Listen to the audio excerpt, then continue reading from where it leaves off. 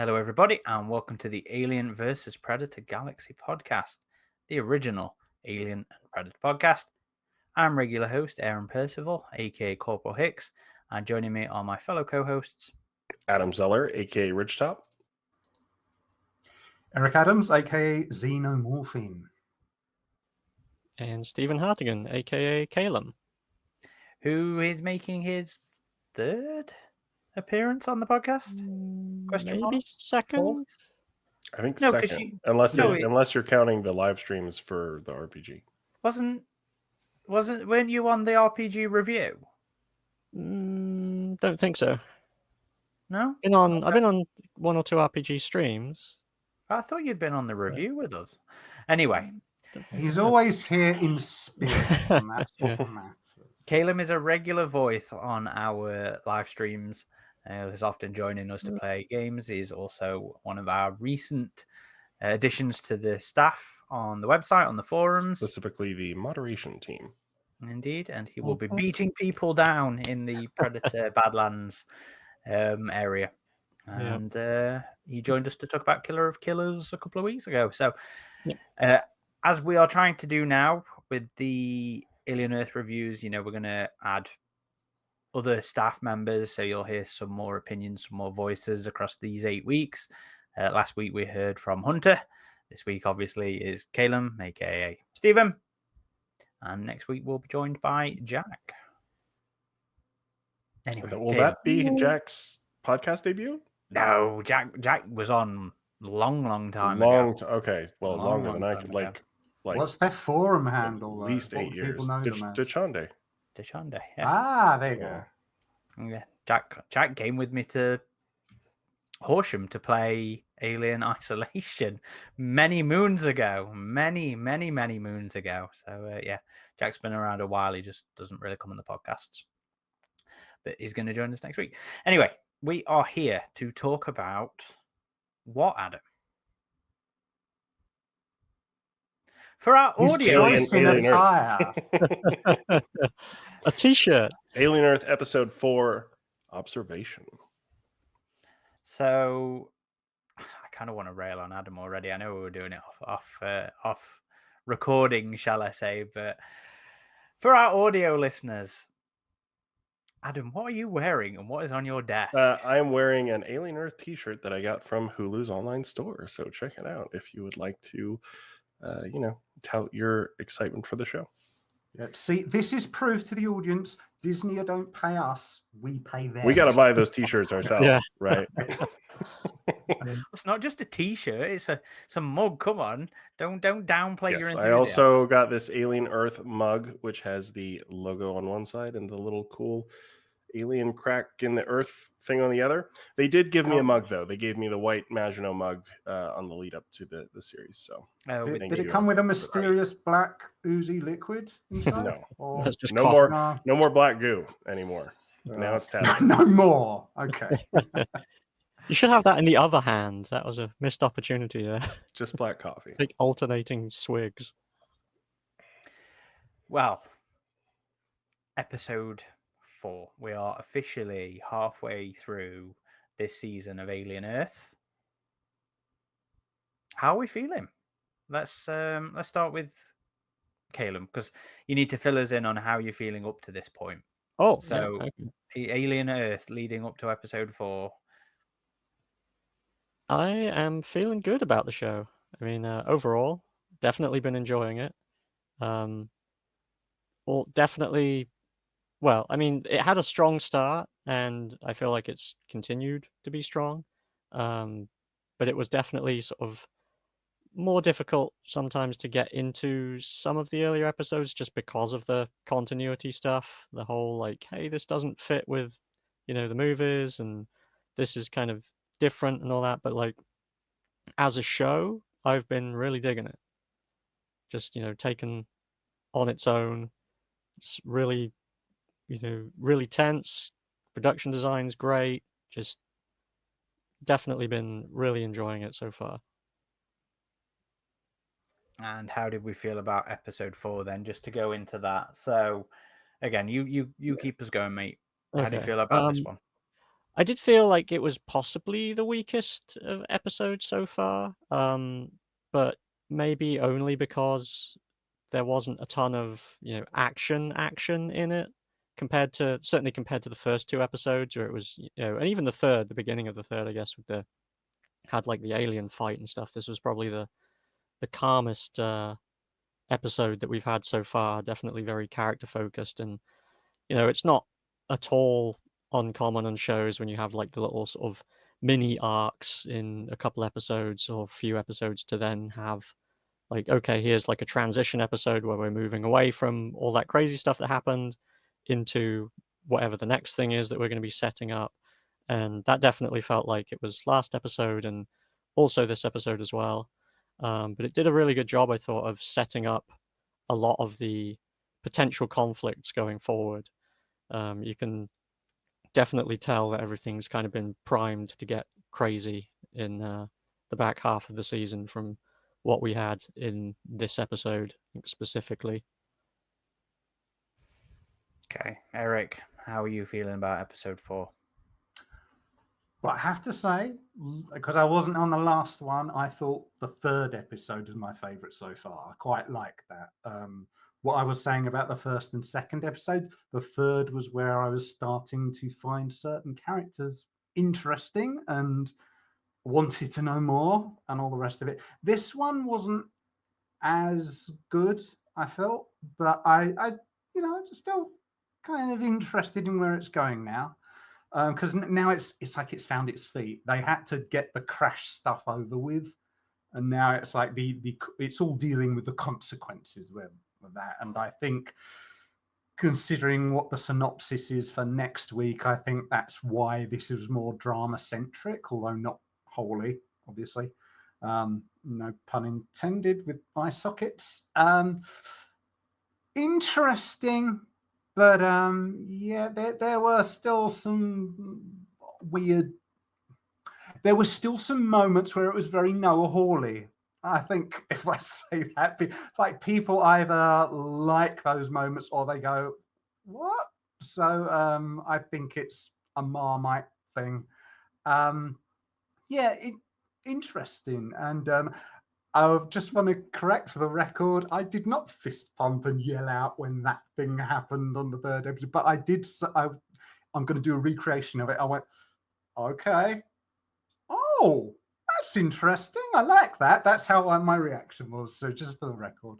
And that is, of course, referring to the embryo yes, within the tadpole. And I will say, I watched the introduction of Alien Resurrection and the design for that. You said you didn't like the design, but it's not too different from how that infant version of the Queen Alien chestburster looked, interestingly. So you see it a lot better in the behind the scenes stills that Second Skin has been showing off. It's got one hell of an underbite. Yeah, but I think I don't think it's very clear in episode 3.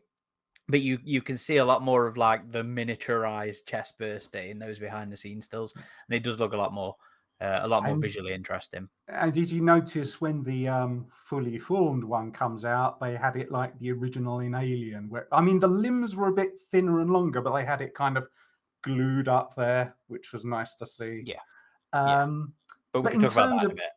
Yeah, because of this is a more drama centric episode. There's way more in like, slightly and what's going on with him. Actually, I found more, I would say, what's happening with Nibs was the most interesting stuff. But I said this to Casper's in the chat. I did say on there to him, I felt that this episode also felt like whoever got the contract for Prodigy Corporation Security went on to get the contract for the Auriga in Alien Resurrection because the security is really poor for Prodigy. But it's interesting stuff that goes on. It's just there should be a lot more monitoring and common sense from characters in certain ways. But yeah, it's interesting so far. I find these episodes more interesting as a journey than the let's throw an alien at the screen kind of thing. So yeah, I'm interested. Okay, Adam? Yeah, so I think this was another solid episode. I thought it was an interesting change of pace. I mean, we've had 3 episodes now that have dealt with kind of in the midst of crisis.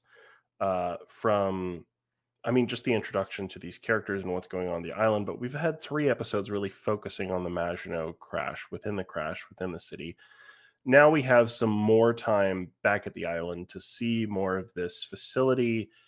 I mean, the jungle vibe is very much present in this episode, which is kind of cool to see in the world of Alien. Again, something we're not really used to, Aaron, that I know you and I in particular have wanted to see more of Alien in that setting. So I appreciated that. It is kind of a slower episode, but there's still a lot of tension building in the background, and that's kind of addressed within the narrative itself, specifically with the conversation between Arthur and Dame Sylvia. And we knew they were married, but this is the first time it's made clear for the audience, I guess. But so that conversation kind of says what the audience is thinking, I think, as in what's going to happen when this all goes to hell, and we know it will, essentially. I was thinking this would be the first episode without a xenomorph, but as you mentioned, Eric, there's a pretty significant moment at the end with the xenomorph. I thought it looked great there. Again, we'll get into that more in a bit. But overall, from the other reviews I've read from other outlets, they say the halfway point through the season is kind of a slower build, and then it really starts to pick up the pace. Now, we've seen a teaser trailer for the following episode. We won't get into what that's going to be, but it certainly seems to be that change of pace moving forward. So I think this was an important episode. It's called Observation. I think that was appropriate because a lot of this, there's so many shots just on Kirsch, like observing everything that's happening. And I thought that was a really cool, I guess, vibe for this episode. Just like constantly checking on Kirsch, just kind of stoically watching all this stuff go down. And you can see he's kind of planning things and thinking things out. This was the first one by new director, Olga Hoxdoder. I hope I'm saying that correctly. I believe that might be Norwegian name. Would this make her the first female director for You forget the Spears mainstream sisters. Well, that was the shorts. I guess we include those, but I mean, like mainstream, Official. I mean, those were official, so I guess they would count. But major, would you say? So cool to see, and I think she did a really nice job on this episode, and I do think we're all kind of ready for that change of pace, even though there was a lot of intensity in those first 3. It's nice to get a bit of a breather here, but there's still some very intense things in this episode that come up. Specifically, I'll end here. Again, really enjoyed it, but I will ask you, Aaron, do you still think Morrow is grappling with his humanity? Doesn't feel it in this one, does it? So this, I sensed the point where he was, just for the record. So this was also the first episode written by Bobak Esfarjani, written alongside Noah Hawley. Although, to be fair, even if Noah's not credited on episodes as showrunner, his fingerprints are going to be all over them anyway. So, yeah, a couple of new creative voices on this one. I'm going to disagree with Kailem, and this is actually, I think, the strongest episode of the season so far for me. I liked it more than any of the previous 3. That said, yes, it is a very slow burny one. I actually really like the progression of all the character stuff. It's a reason I actually quite liked last week as well, when all the Lost Boys were starting to have their own identities and, become their own characters. And that continues here with this episode, and I really like that. I thought the creature stuff in this one was all top notch. I didn't have a single complaint about the appearances or the effects work or anything about the creatures in this one. So yeah, straightforward, couple of sentence answers there. Strongest episode of the season so far for me. Nice. Where do we want to start, gentlemen? I would like to just say before we go into this, I'd like to say that I have found as a whole for the show, the pacing is very good, because I have instinctively felt I'd like to go over, revisit that thing, or go over to this thing, and then the show actually does that in the next scene or whatever. It might just be me trying to anticipate that, but I do find, oh, I wonder what's going on with that. And then the next scene or the scene after that actually goes there. So the pacing for the show as a whole, I felt, is very good. I do wonder how they're going to fit everything in the next half of the show. I'm not going to lie, because it feels like there's a lot of stuff coming up that I'm not sure they're going to have room to breathe on. So I'm very curious to see how the story is handled across the rest of the 5 hours, especially given what the next hour is going to be. It'll be 4 hours, right? 4 hours, yeah. Sorry. So that means 1 of the hours is devoted to something else, and then we've only got 3 to finish off all the bits that have been set up in this episode. It makes it a 3-hour film you've got left. It does, so but I think, it feels weird though, because now we're on this entirely different scale. There's a lot more balls in the air compared to a film, because we've got nibs of stuff. We've got smart lady robot. I can never remember her name. Smart lady, Smart lady the robot? one who's competing for the Boy Cavalier's affections. Yeah. Obviously going to go evil, smart Is lady that robot. Curly, right? Yes, I think it is. I can still not remember all. Hard to keep track of all the lost hit points. us. Evil- It is yeah. Curly. Curly's trying to be the favorite. Okay. Yeah. Evil Wendy. Yeah, Yes. Mirror Wendy. Yeah. So I The think anti-Wendy. there's a lot of balls in the air here, and I'm just kind of.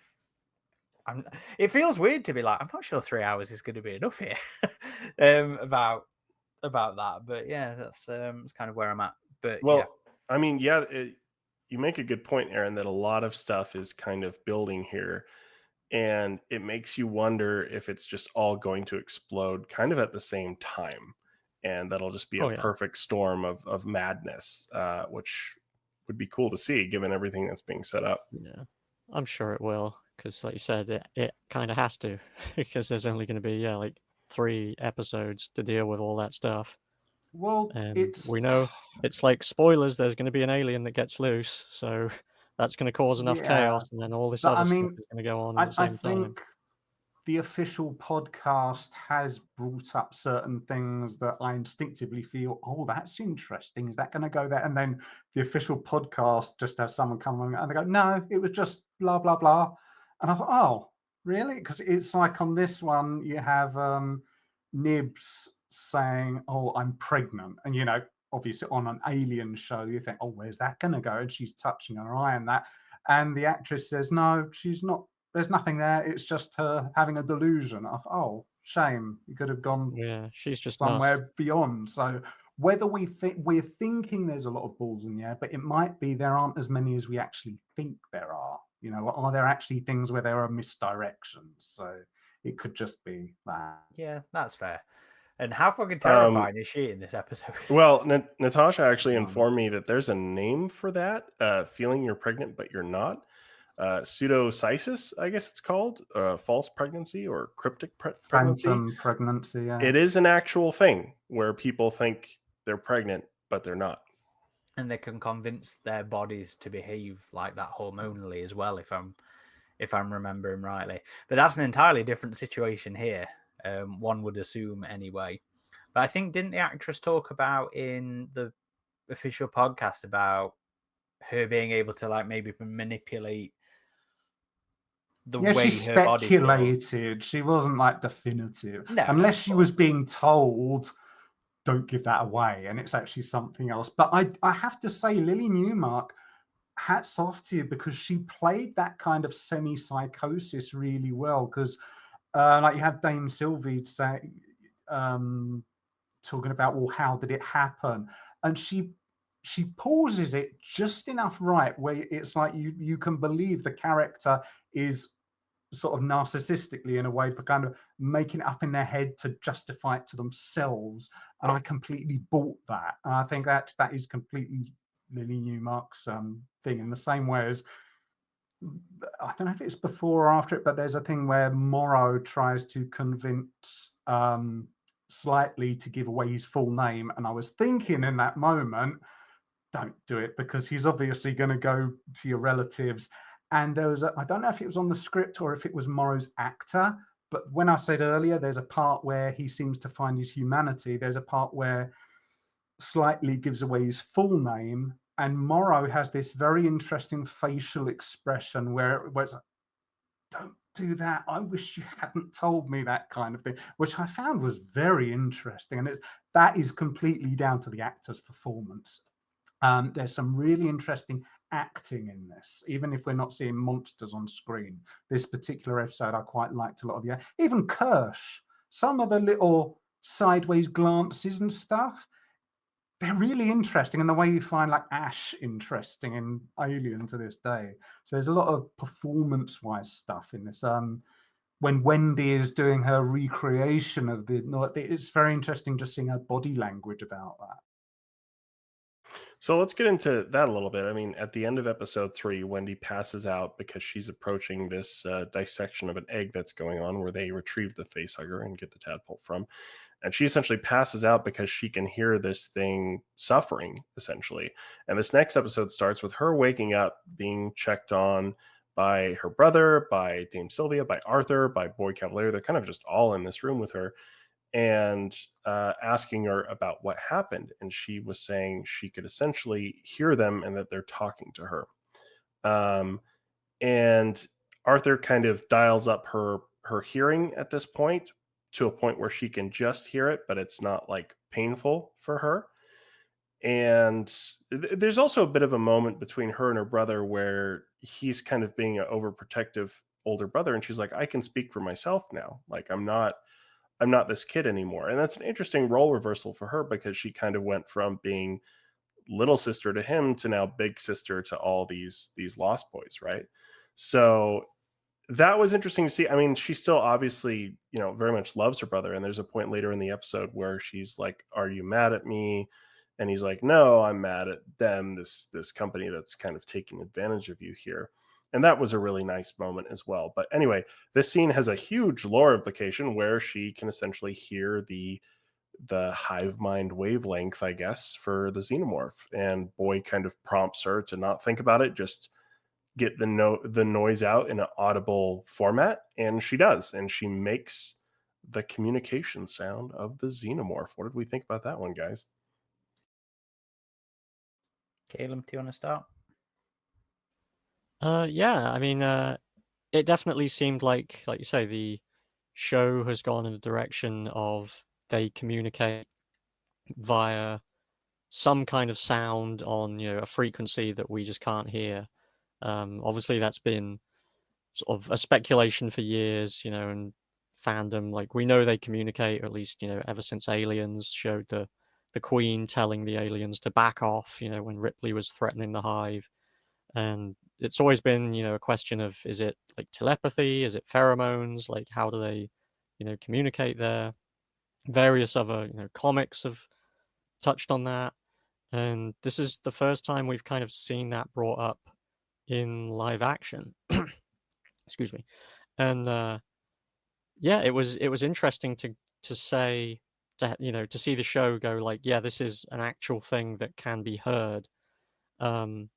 And I definitely, I like that they also, you have like Wendy saying, oh, I've been, chosen, they chose me. But then immediately a little bit after that, you have, I can't remember who it was, but just speculating like, are they just talking and she just happens to be picking up on it? Yeah, Boy, Which, Boy and Atom yeah, we're having a little conversation where Atom's like, you've got to think, when a hostile alien species decides it wants to be heard, what's its intents or whatever, and Boy's just like, maybe she's just tabanging on them. And I was like, yes, thank you, Boy. yeah, I like that much better. Thank you. yeah, exactly. That was what I was Ambiguity thinking as thing, well. yeah. Yeah, it was like, this is just, this makes more sense, and I think it fits with the more like grounded, I mean, obviously the show has got its own kind of not groundedness compared to some of the previous stuff, but like, it definitely feels like it makes more sense that she can just hear them communicating.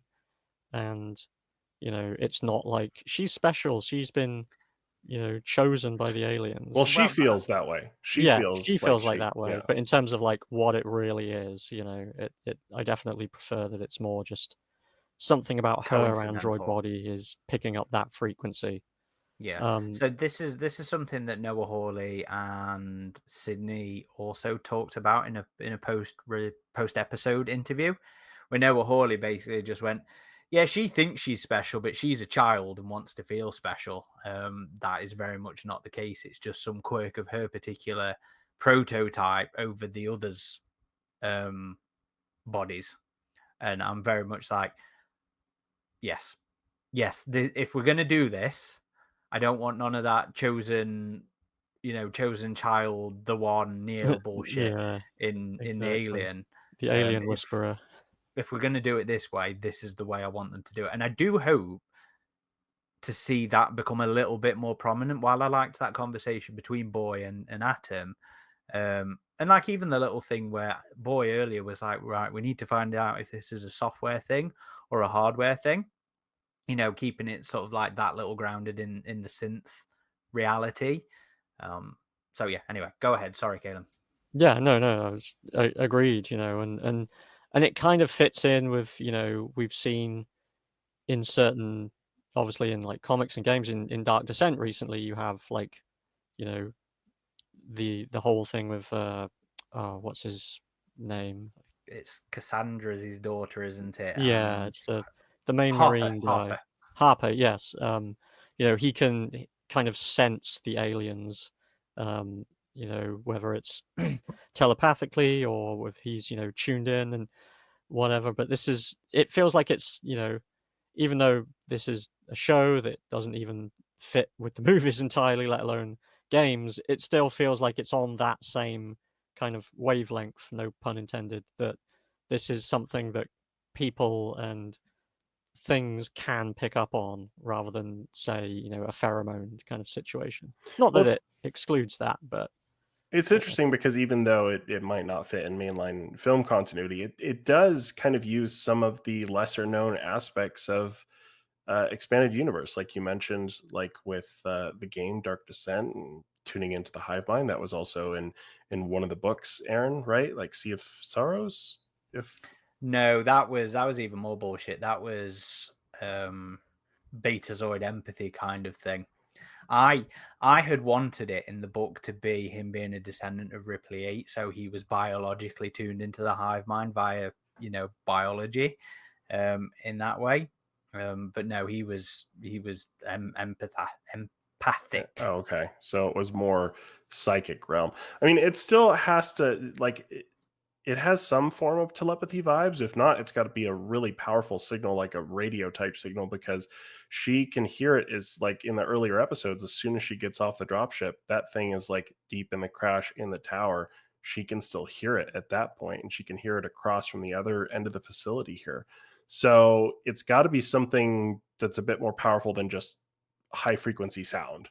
So it does make me wonder, like, oh, is it like, again, like a radio signal, like a Wi-Fi, like alien Wi-Fi or something? But yeah, it is an interesting concept.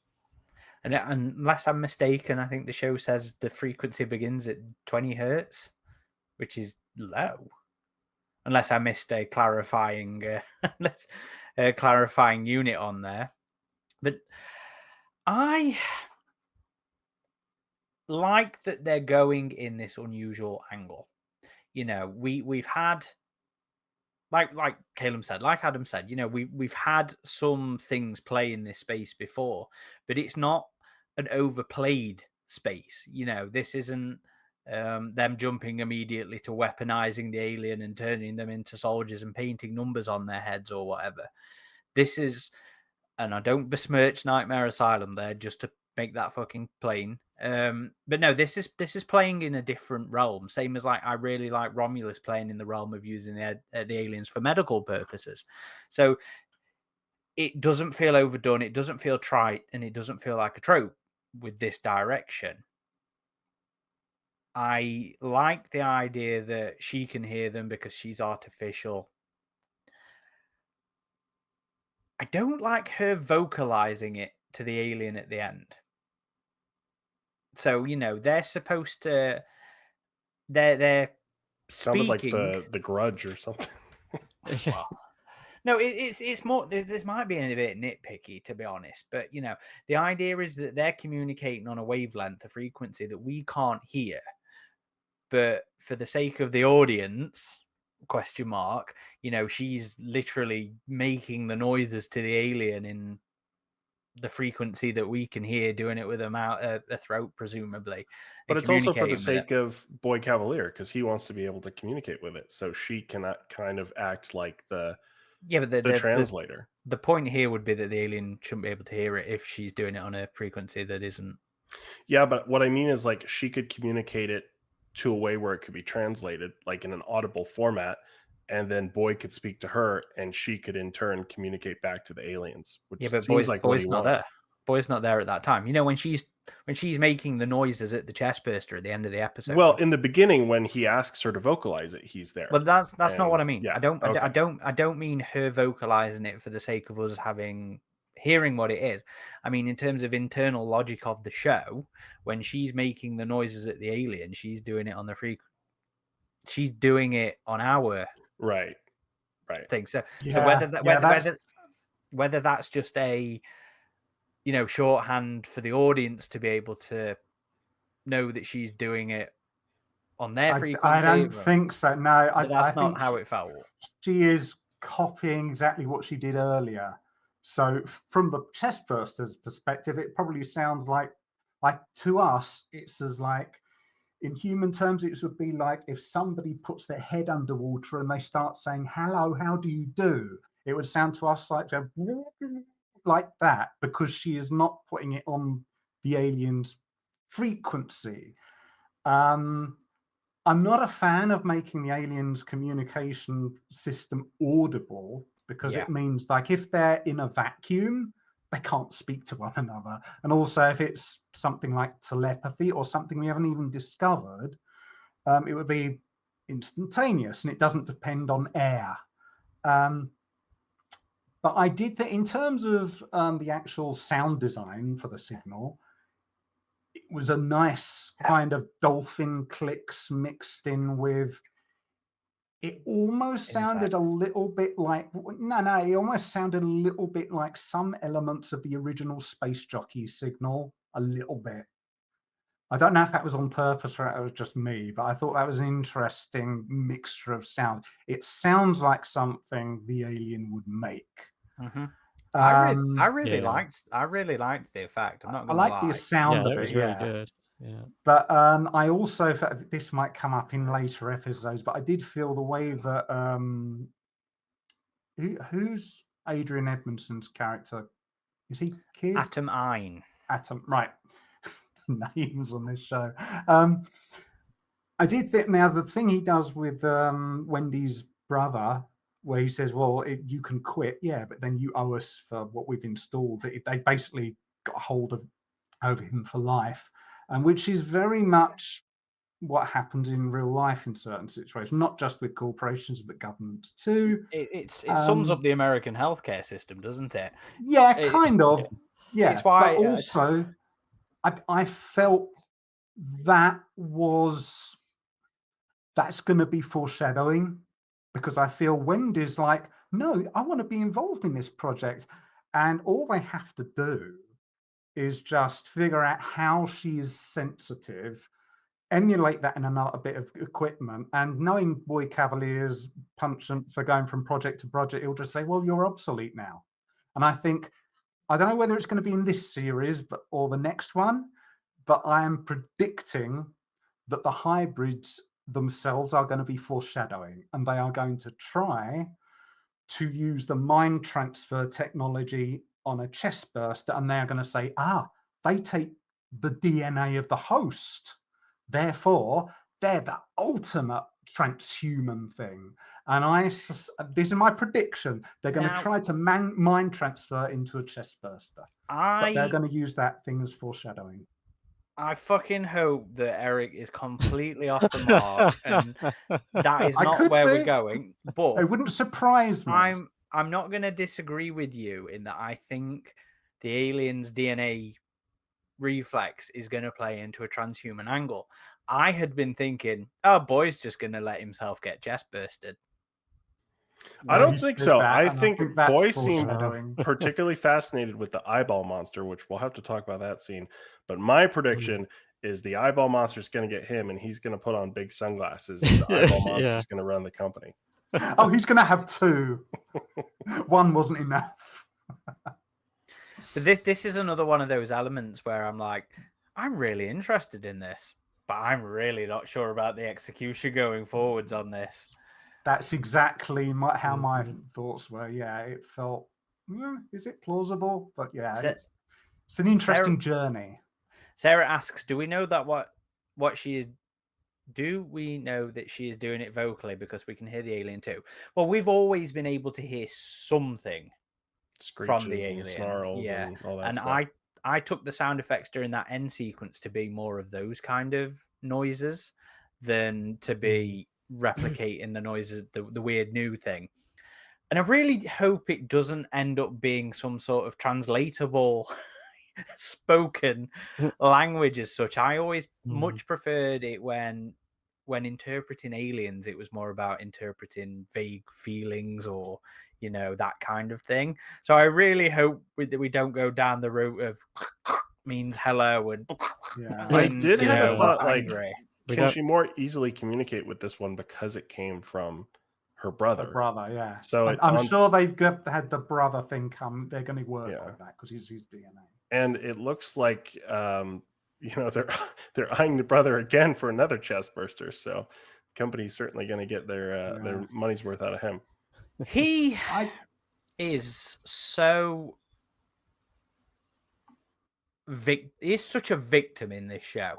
I think, you know, Aaron, he's you in an RPG. Oh, yeah. Every single thing that keeps getting like dice rolls of one. Well, you know what? When they started playing this whole right, you owe us your life, you know, the lung transplant, that's it, you fucked forever in a corporate fashion.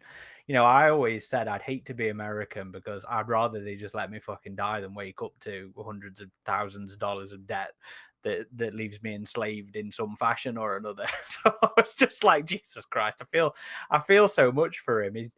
I found him a non-entity in like the first, I guess, really first 3 episodes. He did fuck all.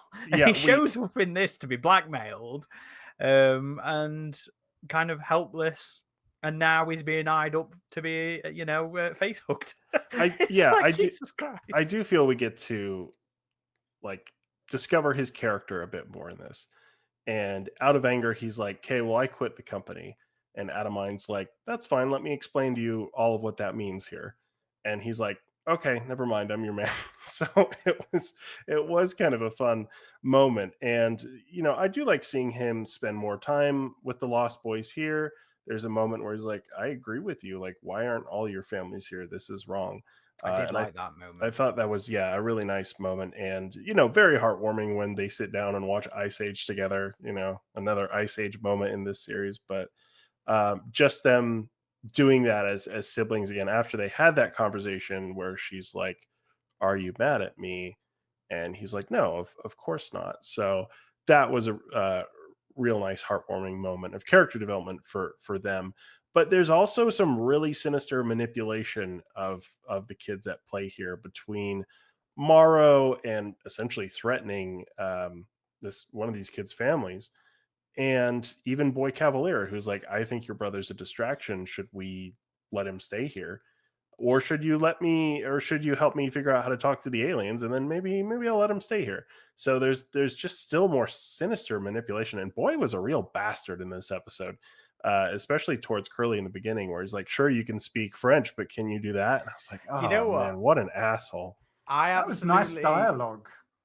I liked the moment where he was like, go and twist some knobs and some buttons and something, and it cuts to her later, literally just at one of the panels, just twisting some knobs. Regardless, I was like, you know what? For how much I'm still not convinced on the idea of the kids in the body, and I still don't think they're perhaps being performed in a way that's 12 years old.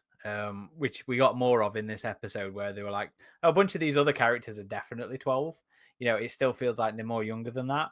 But I'm gonna say that I do think the actors are doing a very good job of being childlike, even in some of like the small mannerisms, the way that Jonathan Jonathan Ajayi sort of holds himself as Smee, or the way that Wendy sort of bounces on her feet a little bit, when she's showing the room to her brother.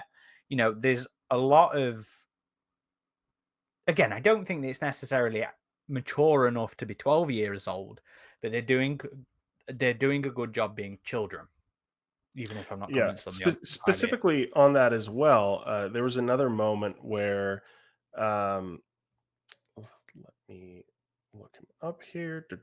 Is it Toodles? Yeah, Toodles talks to Kirsch and decides he wants to change his name because he wants to be a scientist. Toodles is kind of like a childish name or whatever, and he suggests Isaac, which it was a nice moment between the two, I thought. And he's very like serious and stoic, but once he goes back out into the hallway and he runs into Slightly, who was there to try and obtain an egg for Morrow because of the blackmail, he kind of goes into child mode again, which is something kids can kind of do if they sense like this is a serious time now. They'll try and act serious, and Fake then it till you make it, like exactly, we still do well into our adulthood. yeah, and then our friends are here. We can be silly now. We can be relaxed now. And there's some of those moments there because some of these characters, they do like their new lives. They're struggling with it less, and they want to do what the company wants of them, as opposed to some, that are having psychotic breaks or being blackmailed. There's some there that just like their new life and they want to try and make this work. Well, Isaac, especially Tools, especially, ever since the start of it was like, I'm going to embrace this to download all the scientific knowledge that I want and be helpful. But then they still have small little moments like, yeah, the lines are going much faster now, where he still sort of betrays his lack of it's intelligence. not that. I felt that was because he's a kid as well, and he's just seen that scene of absolute body horror. I think that was his way of psychologically dealing with it, and you're meant to infer he wasn't looking at that. He was looking at the monitor. He's just like, yeah, the wavy lines of it. He has just watched a very traumatic thing.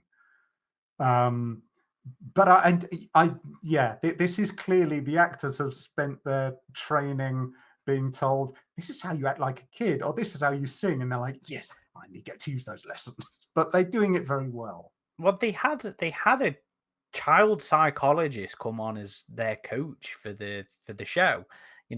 We had in Aliens, everybody was on a boot camp. In this one, it was a child psychologist doing sing-alongs and finger paintings and stuff like that. And I think as a prep method, yeah, why the fuck not? That sounds great. And they very much are displaying these characteristics. Sarah says, if the path Boy is taking is really the pursuit of potential higher intelligence, especially as for all his efforts, his creations are still kids at the minute. But then again, didn't last episode he talked about it being their potential for imagination that makes them a little bit more interesting as intelligence is to last forever? I think they realize is definitely showing at the moment. Yeah. I think they realize they are going to be making their advancement into kind of a more adult mind frame quickly. And again, they said that they're artificially giving them a sense of adolescence to make the transition less abrupt, right? But we're still seeing that transition kind of happen on an accelerated rate here, I would say, to some extent. But yeah, it's... they certainly have plenty of intelligence. It's knowledge, and like you were saying, they can just download that knowledge instantly of anything they want, which that would be nice to be able to do. And it was going back to a previous episode in the discussion between Curly and Boy, when she kind of piqued his interest because of the challenge. He's like, I'm going to give you this to read and this to think about, and then we'll talk. And I'm still wondering if that moment is going to come back around to some extent, because he did kind of belittle her in this one. So I do wonder how that's going to come back into play, because the humans were real bastards in this episode. I thought a lot of them, except for Hermit was kind of the, you know, well, I would say Arthur as well. I think Yeah, the Arthur, support staff, they're just under orders. They've got to do it. But even Dame's not quite, I wouldn't describe her as being evil or anything necessarily, because, she was there showing in concern towards Wendy, certainly, and her behavior towards Nibs. She said it's been a little while since we talked, so she's, I assume, She stands up to talking Boy to everybody. Cavalier Mm-hmm. when he tells her to go, and she says no. But she still goes. Yeah. I mean, but she does tell him why. You've got to realize these are still children, kind of thing. That's her motivation, basically. I still think Boy's emotionally immature anyway. I think he's a child. Yeah, I mean, he does kind of show that a bit more in this episode when he brings up Peter Pan again. And he's like, "Oh, maybe the thing you killed was like the crocodile, like we were thinking of." How did folk feel about him speaking out loud what we were all kind of saying anyway? Was that something better left as subtext, or was that something that's so obvious that it shouldn't be subtext? It made me feel this is Noah Hawley being a little bit insecure. Does the audience realize my metaphors? I know I'm going to have a character spell it out for the audience. The alien is the crocodile, and no, that felt, lazy, but it felt a little. Don't do that. That's not. It was the Garth Marenghi meme. Like, I know writers who use subtext and they're all cowards. It was a little bit like that. Perfect. Yeah. No Style Dutch in the comments says, I felt so awkward when Boy was laying the metaphors out there. The thing is, I think feel it. I think it's so obvious that it would be stupid not to. Since with all the Peter Pan theming going on and all of us going, so the alien's the crocodile and she's hearing the TikTok. Why are none of these here clocking on and saying the same thing? So I was very much of the case being like, yeah, okay. It's glad to see they're not all stupid and they realize what's going on here. It didn't feel save it for a moment of dramatic gravitas. Don't just have the guy saying, "Of course, it's the crocodile." It's him speaking to the audience. I didn't think it didn't needed to be any bigger than that. But go on, Adam. How did you feel? You brought this one up way back when. I'm kind of with you, Aaron. I like him spelling it out. Kind of points to the absurdity of this whole Peter Pan thing. And in an earlier episode, the kids were even questioning this. They were like, "What? Why Peter Pan? Like, why do we have these names? Like, what is going on here?" And he certainly has this obsession with the story to the point that he is reading it into a microphone to all of these kids every night.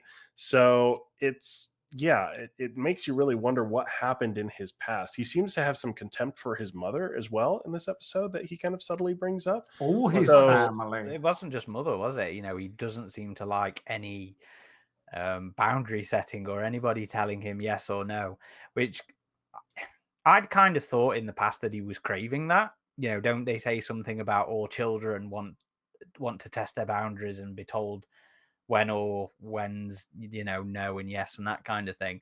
But in this one, he pretty much just straight up said, "No, fuck that. I don't want anybody to tell me what to do. No big brothers, no mothers, no fathers." He probably sees himself as the boy who never grew up, doesn't he? Like, or doesn't want to, like, whole Peter Pan obsession. Don't forget these kind of the tech bros or whatever they're going to call them at that point. He's definitely got a control freak mentality, and people like that, they will acknowledge that this element of my life is wrong, therefore it needs to be changed. I will change that for other people. I will make the world conform to me. So he could still have that thing of with serial killers, they kill their mother, but they still got a weird mother kink kind of thing. It's that kind of mentality. They don't like the way it was for them, but they still crave that because it didn't conform to their ideal. And I think that could still be, if there are, parenthood type metaphors in it, I think that could be what's going on. Should we talk about the eye monster? Yeah, so this was a scene that was kind of alluded to throughout some of the marketing lead up to the series, this sheep and what this eyeball monster, the T. Ocellus, was going to do to it. And we saw in graphic detail, they put the two together in a room and let the eyeball monster do its thing. And yeah, it yanks out the eyeball from its socket from the sheep, gets in there and takes over its brain. And it was a very visceral, very intense scene. Like, and boy was just like wide-eyed, totally into it, which was another cool thing to see. But it was interesting seeing the sheep's behavior change afterwards, because it was just kind of acting like a normal animal before, but then after it's very like still, looking deliberately, not acting like an animal at all anymore, really. But even the scene straight after the eyeball goes in, where the sheep stands up on those two legs, I was like, this is incredibly weird, and I love it. Whether that was, I couldn't decide whether it jumping down on its all four legs was it adjusting behavior to be more,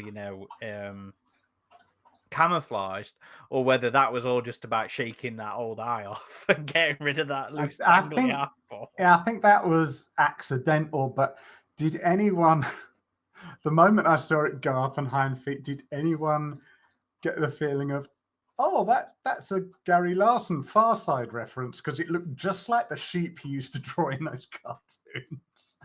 I did think it was I know it's body horror, but I did think it was a bit unnecessarily gratuitous when you factor in it ends with them doing the common sense thing of, yeah, you don't need to force a face hugger onto someone, just get an organ or something, grow it in there. And they could have done that with this. They could have even had a synthetic animal and had it exude carbon dioxide or something, but they chose to have a living creature that is clearly going to feel pain and stuff. I felt it was very contradictory. I don't know. It kind of felt in line with, the callousness of this kind of experimentation. But I think the way they shot it was very effective. Even like that shot of the live action, the actual sheep, backing up in fear away from the camera.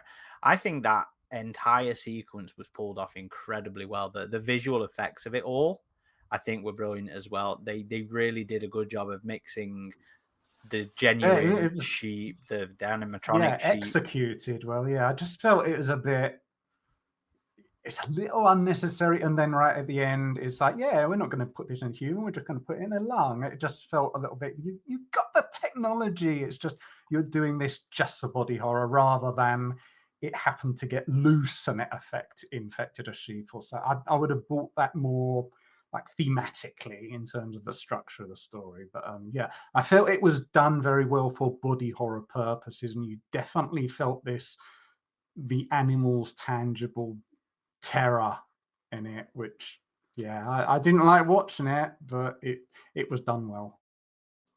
So Exposed Old Greg says the eye monster is the absolute star of the show.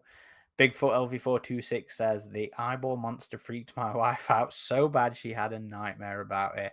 That's what we love to hear. Well, is this going to be the new face hugger for today's generation? Do people find that more freaky than what a face hugger would do to them? I think they're both about on par, personally. It's one of the things I was worried about with the show is, would the Xenomorph be overshadowed by these other monsters? And I don't feel like it is. Even in this episode where the Xenomorph was more in the background until the end, it's still a constant presence, and they kind of make it clear like she can communicate with this one species, the Xenomorph. So the Xenomorph I still think is very front and center, very prominent here. But yes, it's interesting to explore these other horrifying species in the universe of Alien, right? And we've now had this really intense, memorable moment from T. Ocellus. But I am curious about the other critters that we haven't really seen too much of. I mean, we had the blood drinking bugs in the first ones. We had the tick that we haven't really seen much of at all. But the tick And is the blood drinking That was the one. same one, wasn't it? no, So I think apparently there's there a is no larger second. one, No, there's isn't no there? second stage. They said on the podcast or something that it is just a tick. Well, Unfortunately, there The is one we, the there's one we 5 haven't seen species is the then. fly. That's So what it's- I mean. Yeah. Okay. So yeah, they refer to it as the fly, which I guess is the thing that was in that Super Bowl trailer that we saw fighting with a facehugger. We saw dissected corpses in the Maginot Lab. That's about it so far. Okay. And then we have the hanging thing, The pod. flower. Yeah. So I still think we're going to be seeing more of those in the following episodes and seeing what happens with them. So very interested to see. Well, on the podcast, they kind of basically said that the only one of these species that isn't interested in reproducing is the T. Ocellus. But they also said that the tick thing does not metamorphosize, and that form stays the same. So it kind of makes me wonder if the flower thing or the fly thing are going to be the only other things that are changing form. T. Ocellus, I think, is probably going to be the most interesting, though, because it is demonstrated to be intelligent. You know, there's a whole thing where when it cuts back to the sheep and they're having the Isaac talk, you know, it's doing a cognitive analysis of the sheep with T. Ocellus in. Kirsch talks about its brainwaves, its problem solving, intelligence. Yeah, that was the gamma this waves. is what I said about the facehugger, because they were reading the sheep's brain, not the thing. So it is hijacking you. That is a living terror, however long it is. So that also makes you think back to the cat. That cat was living in that kind of half bisected way. That it is hijacking the brain itself, and it is however that is doing that is adding itself to that. Yeah. I'm kind of curious as to if they're actually going to get it in a human. And then I'm also curious as to the communicative aspect of it. You know, how intelligent truly is it? Can it, can it understand what its host's language is? Can it operate tools? Can it fire a gun? That's going to be. You remember Boy Cavalier saying, "Oh, I wish I would have something to talk to." Could it be that foreshadowing that he gets to talk to one?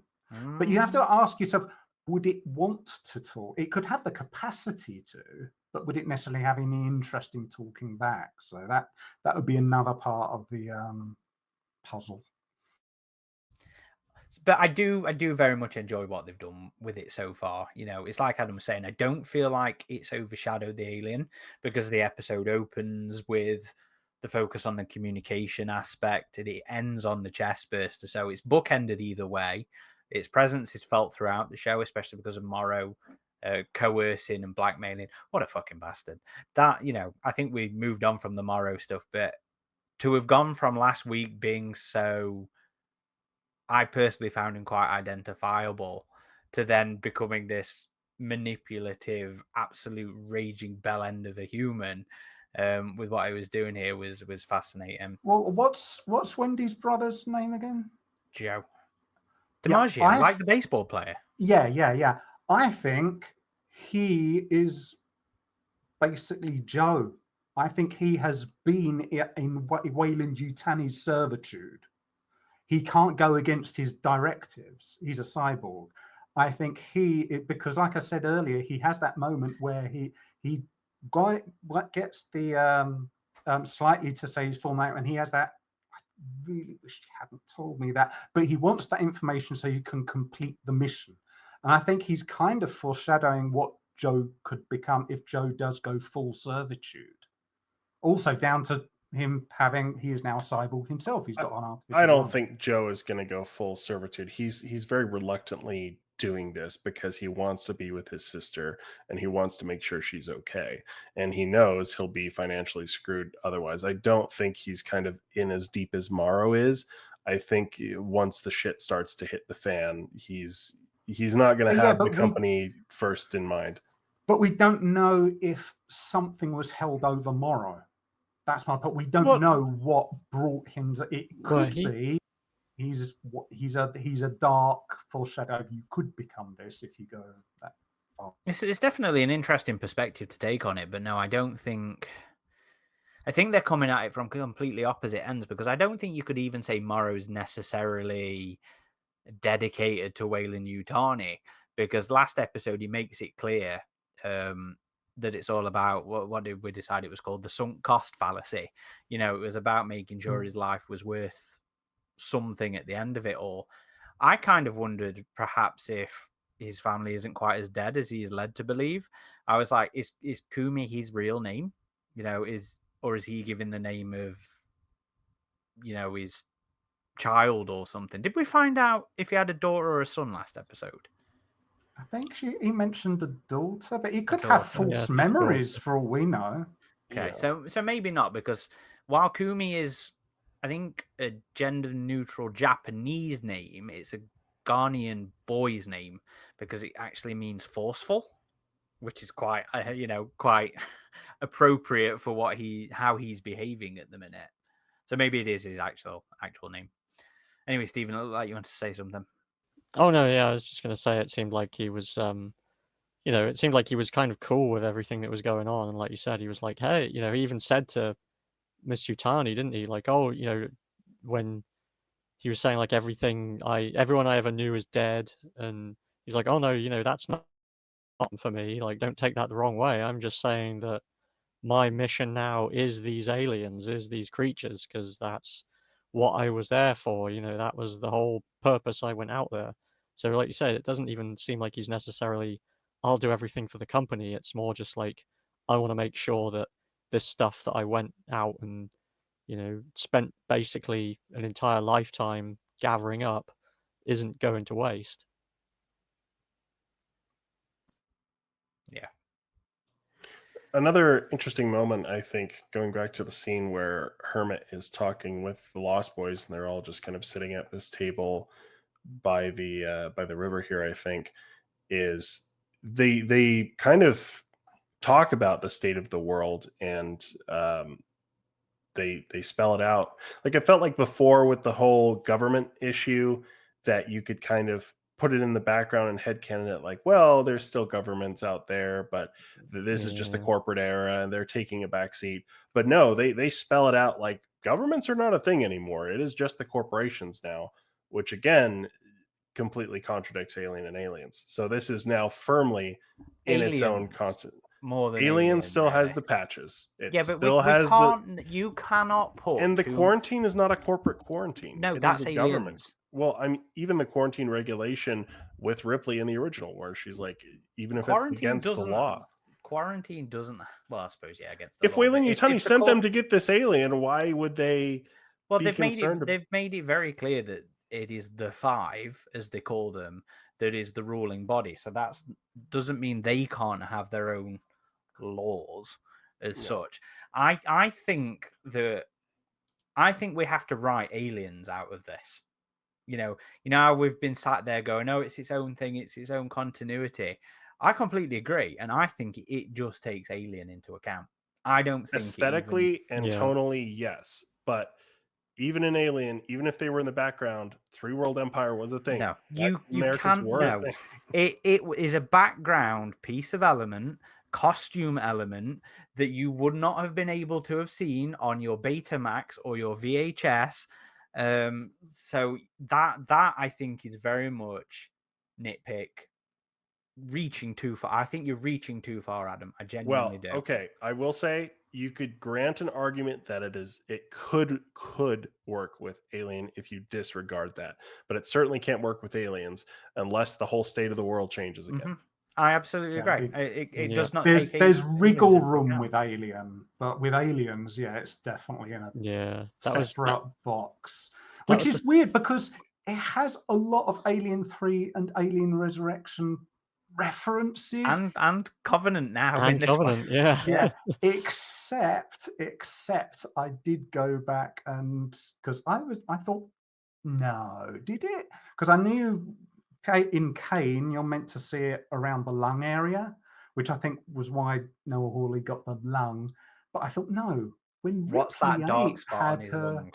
yeah, but when Ripley 8 had her surgery, that doesn't look like a lung, and it's kind of difficult to figure out, but it still doesn't look like her lungs. So I don't know. But in either way, Aliens, yeah, the government, either that or they sort it out. They figure out a way to make it work. But as of now, the government's thing is definitely against Aliens. So yeah. No Style Yeah. Dutch brings up an interesting point in the chat. It says, makes me wonder why Hawley even bothered mentioning aliens other than for attention. I mean, there are aliens elements here, right? We have the pulse rifles of a different variety that's really cool to see. Even in the beginning of this episode, there seems to be a nod to aliens with the doll head that's washing up on the beach. Wanted to say that, Which- Cassie. Yes. How random is that Yeah. in this episode? Like, the only thing I was there thinking was, is this supposed to be like some sort of commentary on the loss of innocence or something? Because otherwise it's just this entirely pointless reference to aliens that just has no meaning. Or It was even a doll with blonde hair. Now, it might be it was Noah Hawley was thinking in terms of Covenant, where there was a person's head. And when we reviewed that, I said, oh, they're doing a callback to Aliens with, Casey's head floating in the water. But I also thought, are they trying to imply there's been something else that's broken out that they haven't retrieved?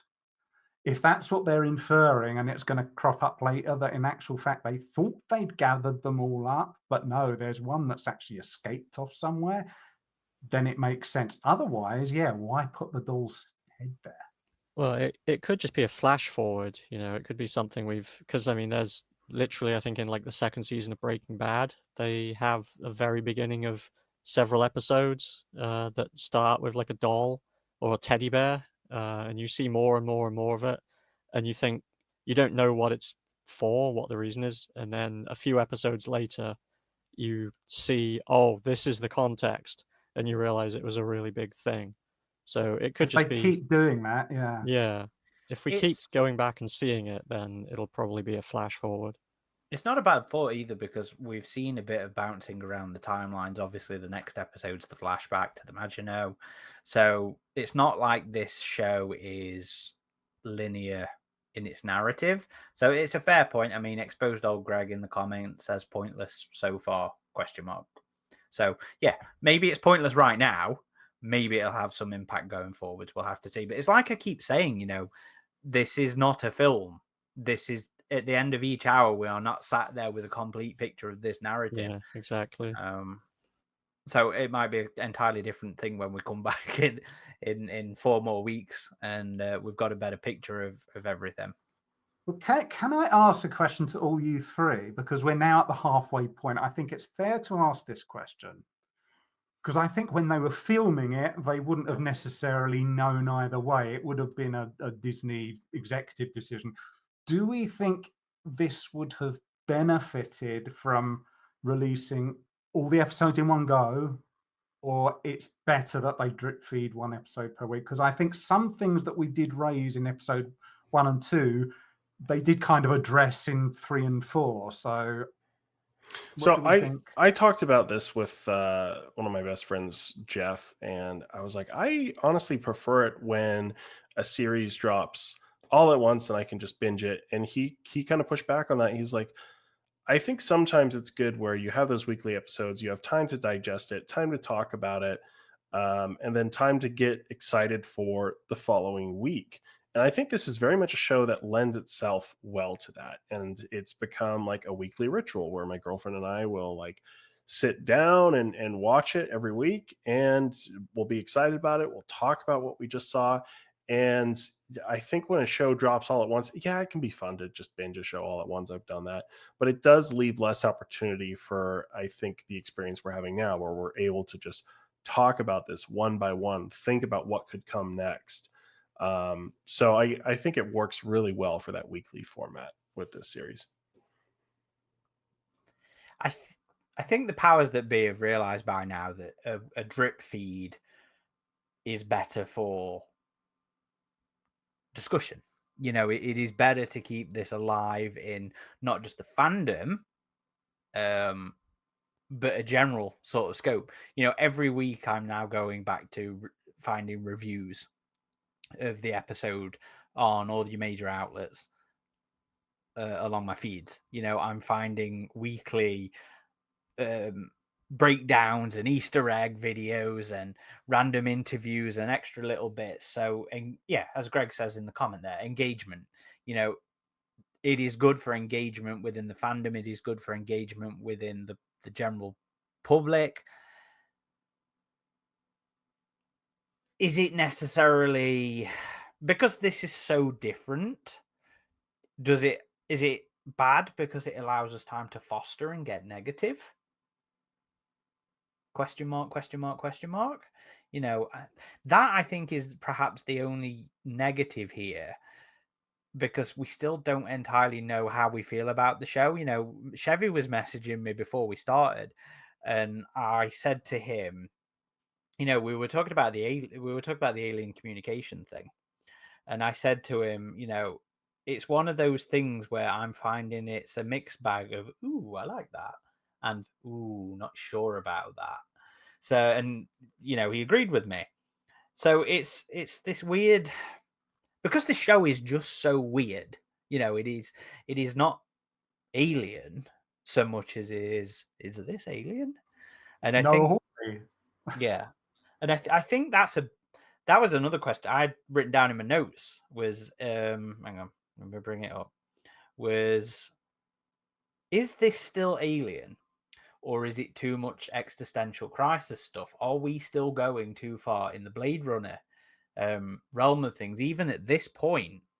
So, you know, it's a question we won't get until, you know, the end of September.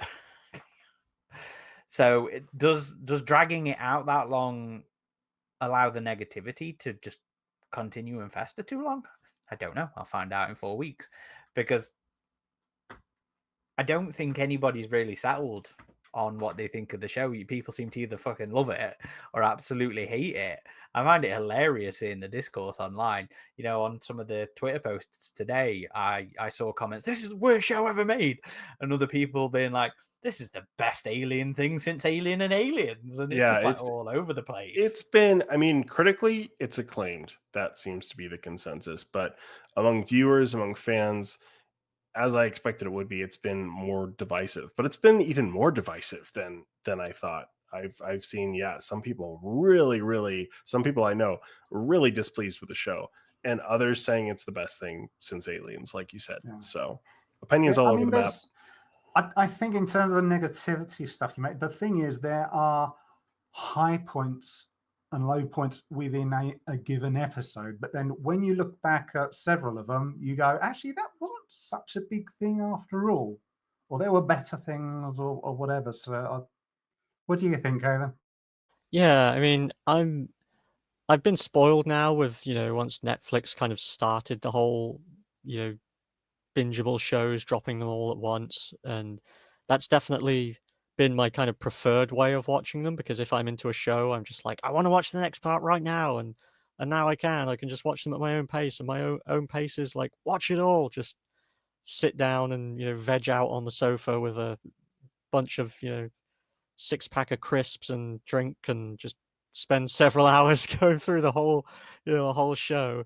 But it definitely seems like in recent years we can do that in a month, Kailem.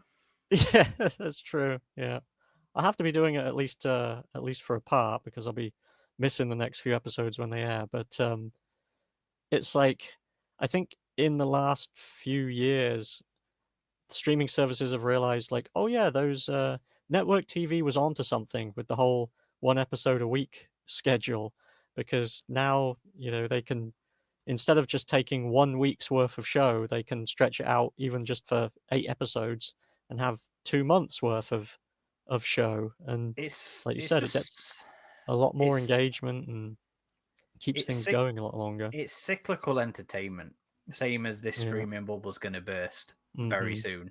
It's all quite interesting, really, like that.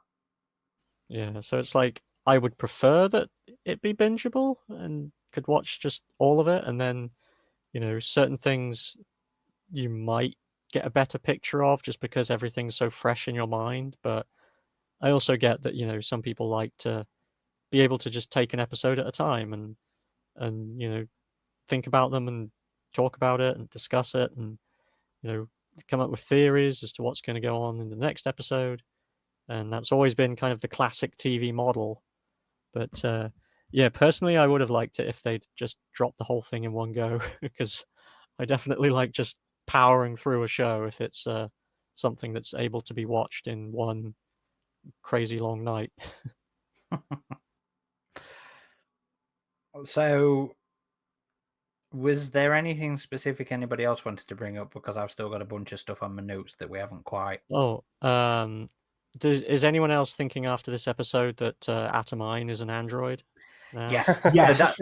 That is one of my notes in here. Is Atom a synth? Same for Mr. Tang, because are the faces that we see behind Boy on the wall in his office, is that Mr. Tang's face? Is that Atom's face? Yeah, because they very deliberately frame him like at the end of that line of faces, and then there's always also that scene where Boy throws the ball and it bounces off the glass, and he just holds his hand up and catches it without looking. Yeah, and it was like those two scenes together. It was like, Yes, there's another bit of. I don't know if it's deliberate, but to me, it was the way he caught the ball. And also, I noticed the only characters who are going to the cyborgs to sort of do semi-interrogation moments is Kirsch, the synth, and Atom. So for me, especially as Atom is basically Boy Cavalier's bodyguard in a way, I think it would at least make sense for him to be a synthetic. But it could be like Prometheus with Vickers, and it might turn out to be he's just a very emotionless guy. But I think that would be disappointing. I think he's either a synth or something like it. Yeah, it definitely seemed like this episode implied there was more to him than we've seen so far. And yes, he definitely seems to have a very fatherly kind of relationship with Boy Cavalier. I don't think it's necessarily fatherly, because it's quite subservient. It's like advisor, trusted advisor. At least kind of, like most trusted kind of, he's definitely... So is he the David to Boy Cavalier's Wayland? Yeah, but a little less Wayland making him wash his feet kind of thing. Okay. Well, so, does he? Yeah. Atom, my feet, Atom. Here's my other random notes then. They're calling them Xenomorphs already. Oh, yeah. Didn't they call them that earlier? In like an earlier episode? I don't think, because I've been watchful for that, they just say the Xenomorph. I think there is room for them saying, like, instead of just saying the alien, and they could be calling all of them aliens. I'm hoping there will be a thing saying, like, get the Xenomorph, and one character says, which one, sort of thing. I would really like to see that happen. Yes. And here's something I'm surprised Adam didn't bring up earlier. The Arthur C. Clarke misquote. Oh, that's right. I actually, that went over my head, but Kailem informed me of... Or was it you who told me of that one? I don't think it was. Or maybe Greg brought it up on the Discord. Okay, yeah. So maybe it was Greg, but yeah, he misquotes. So that was like another David type moment here. Maybe, who knows? But I think of it more of that question that you had earlier of, is Boy actually a genius, or is he just faking it till he makes it? Well, he's made it very far, evidently, but is he actually a genius? I still think he is. Well, it makes you wonder, like, are corporations just these living entities themselves, and someone is kind of elevated to the top of them? And it was interesting when Boy introduces himself to Hermit, and he's like, I guess we haven't met. You work for some company under me, under that company or whatever. And Hermit's just like, okay, cool, hi. Like he really does not give a shit too much. But it was kind of funny that Boy was kind of like, why are you not bowing before me kind of attitude.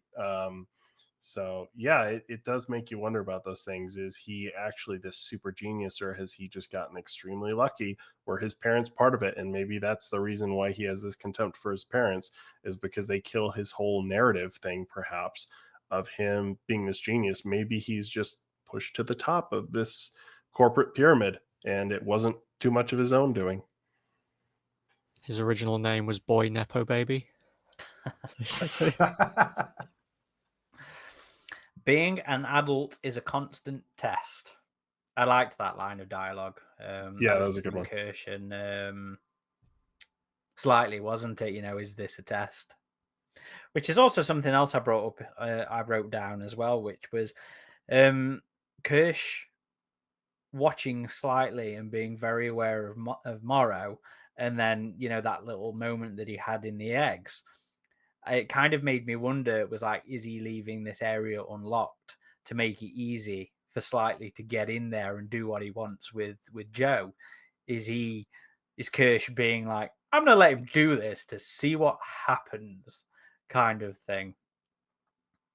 Yeah, or we could find out that he went and told Boy Cavalier, and Boy Cavalier was like, yeah, let him do that. I have a theory. I think we're being led to assume, because you're seeing Slightly watch Joe through the window kind of thing. Oh, he's obviously going to try and get him. I have this could be a wrong prediction, but I think he's going to hear about, because he's a kid, he's going to have the way that a kid thinks. He's going to hear Nibs talk about being pregnant, and he's thinking, oh, I could do her a favor and she can't die. It wouldn't be hurting her. And you had in this episode the whole thing with Atom or Kirsch saying, don't hurt people. That could be his psychological loophole. And he could try to get Nibs in there, and then they're not going to hatch because she's a machine. But that is how they get out the lab. So that's my prediction for that whole lab sequence. I don't know if it's going to happen, but... Well, Morrow says he needs to take a human in there, though, doesn't he? Yeah, he does specifically tell them. I think he's not exactly thinking logically at the moment, so... I found all the stuff with Nibs quite terrifying. I thought that was a fantastic scene. I thought she was straight up going to kill the Doctor when she jumped on her. I was expecting a neck snap there and then. Not a head crush. No, yeah, that would have been another Prometheus reference right there. Well, I was thinking more Blade Runner. Oh, that too, yeah. I was thinking like the smack kind of head. No, I was thinking the Roy Batty and the the old fingers in the eyes. Yeah, and when Dame is talking to her, she's trying to kind of talk her through this, talk her out of it, and you can see that Nibs just isn't having it, and that's when Dame has security show up. They take her back to her room, but she tells one of the security members, this is a level 3 event, they'll know what to do, or something like that. So seems they've planned that, hey, during this thing, one of these kids could just lose it, and here's the procedure for that if that happens. I have, not to speculate too much on upcoming episodes, but one of the things I was wondering about in the trailers is we kind of see all of these Lost Boys in a holding cell at one point. And so it makes me wonder, is there going to be a point coming up where it's like, okay, there's just too much insanity going on. One of them's trying to betray us to Weyland-Yutani. One of them's lost their mind. One of them's talking to aliens. Let's just lock them up in a room here for now while we figure this whole thing out. Yeah, we're making enough trillions, right? Do we really need to go through with this? What I said earlier about the security arrangements are weirdly lax. Is like you have Nibs, and this isn't the first time she's been showing that. I suppose you would call it deviant behavior because she's deviating. But why is her neurological output not being monitored 24/7? And I'm also surprised that the support staff do not have a kill switch. It should have never got that far. They should have a way just to make her just go unconscious. I'm kind of wondering if we're going to very learn. weird. I'm kind of wondering if we're going to get more sort of fallout from this in episode 6. You know, I do like that the show is not unnecessarily keeping things secret from the characters. You know, Kirsch knows about everything going on with Slightly. Dame knows that Nibs is, you know, not quite there at the minute. So it's like, is this stuff going to get fallout? And I like that. And maybe that's the kind of thing that we're going to get answered in the next episode. Obviously, if they've got security, well, in episode 6, obviously they've got some sort of policies in place, like Adam says, for, you know, a type 3 event or whatever. So I think we'll get fallout from that going forwards. And they may not have a kill switch, but there was a hidden switch in Dame's office, which called security there immediately. But I mean, we've never seen a kill switch before. Like David was a prototype, and he ended up causing all sorts of trouble, and he didn't have a kill switch. So, but we do know that they're able to amend the abilities of the hybrids.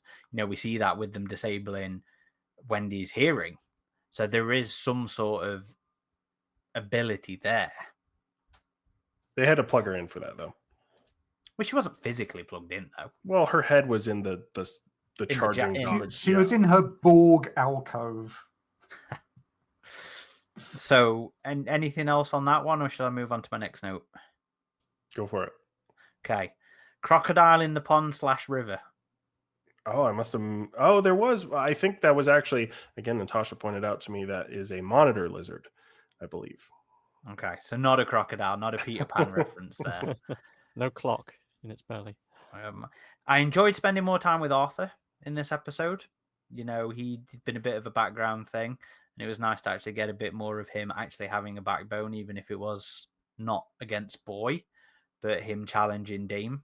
I liked that. I thought that was nice bit of momentum with his character. It was nice to see Rashidi and Siberian alive as well.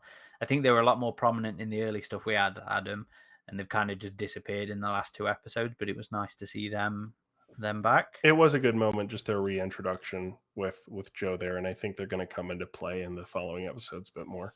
Oh yeah, got to have a couple more soldier characters that Hermit knows when the aliens break loose. And that's another point of connection to Aliens, is just the Prodigy tactical team feels very in the same vein of like Colonial Marines type of deal. Yeah. All right. Who at this moment, what are our bets as to which characters are inevitably going to transfer over to Wayland Yutani when they get an opportunity? Someone's going to. Hopefully no one. Boy doesn't know how to pinky promise. I must have missed that bit. Did he pinky promise wrong? Yeah. Yeah. Wendy. She did the pinky, and he just grabbed hold of her entire. Oh, okay. Interesting. Then, yeah. I think that speaks towards the lost adolescence, Mm-hmm. you know, the lost youth kind of thing. He never learned how to really pinky promise. Yeah, just a little bit of silly childhood stuff.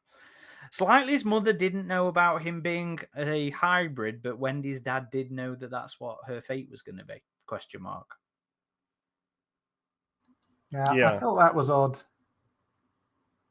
Yeah. Unless she was pretending because of Morrow, she knows that Morrow's threatening. She could be feigning. But yeah, I thought that was odd if she's being honest. Either that, or maybe she didn't know if it was going to be successful or not. And for all she knew, he, you know, maybe they gave her a spiel like, oh, it might save him, it might not, but it'll give him a chance. But you'd think she would have followed up if that was the case.